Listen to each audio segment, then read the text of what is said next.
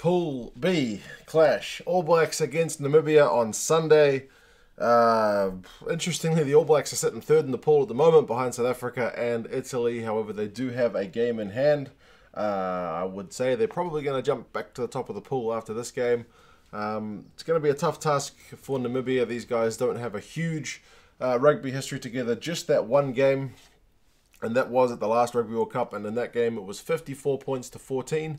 From memory, the All Blacks in that 2015 Rugby World Cup were getting a fair bit of criticism for not really blowing teams away in the pool stages. So it'll be interesting to see what kind of expectations there are for this one on the All Blacks. I'll let you know the bookies and the algorithm predictions for this one at the end. But either way, the All Blacks bonus point win is kind of what's on the cards. For Namibia, they've come off a game against South Africa, so it doesn't get much easier for them. But I think after that South Africa game, we all agree they could hold their heads high from that result.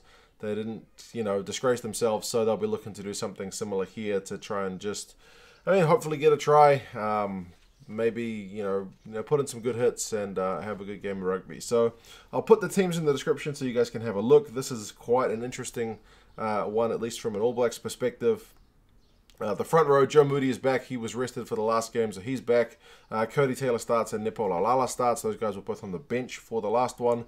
Brodie Retallick is one of the big changes for this game. He is finally back and seemingly fit, so that's very good news for All Blacks fans. He went into this World Cup under an injury cloud with his shoulder. They still picked him and weren't sure if he was going to be available during the pool stages, maybe the last pool game, maybe even the first knockout game, assuming the All Blacks got that far, but it is about as early as I think we could have expected. So he is back.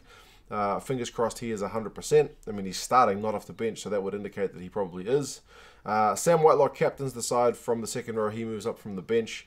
Shannon Frizell keeps the 6 jersey. Sam Kane is in at 7, didn't play last time. And Ardie Savea moves up from the bench in at 8. In the backs, Aaron Smith is back. He was rested in the last game, so he gets a start. Jordie Barrett, apart from the Retallick selection, is probably the other big call. There was talk about Jordie Barrett perhaps playing 10 either against Canada or against Namibia, so it's turned out to be against Namibia.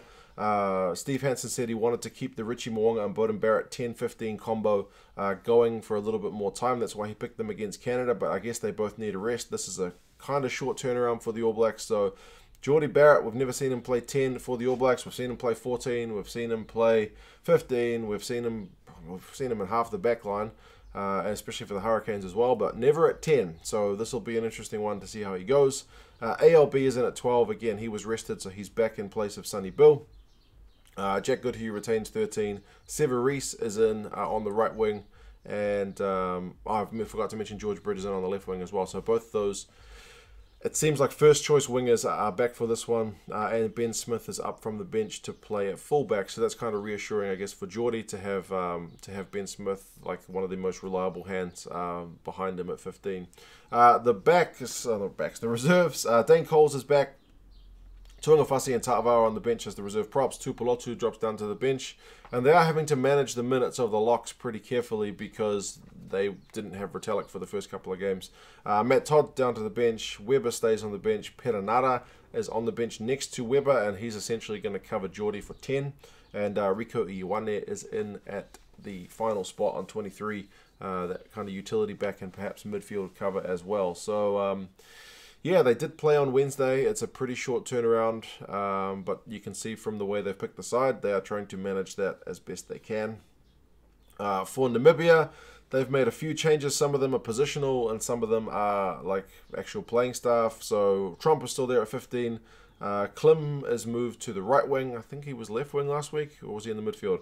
Newman's new into the squad at 13. Johan, one of the best players, I think, from Namibia, is in at 12 up from the bench. And JC Hreiling is in at the left wing. I think he played in the midfield last week.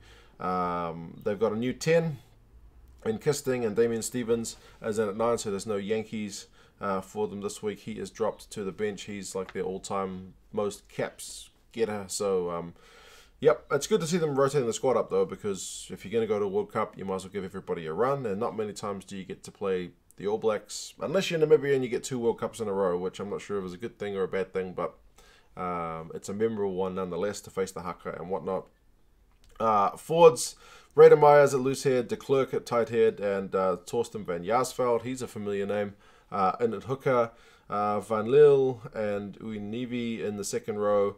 Gauseb, Forbes, and Fenta make up the back row, and there's a few changes on the bench as well. So again, definitely not my most familiar team. Is that I've just had a visitor? Is that that Namibia lineup compared to some of the other teams? But it's good to see them having a game. They played Saturday, so it's a nice, good rest for them.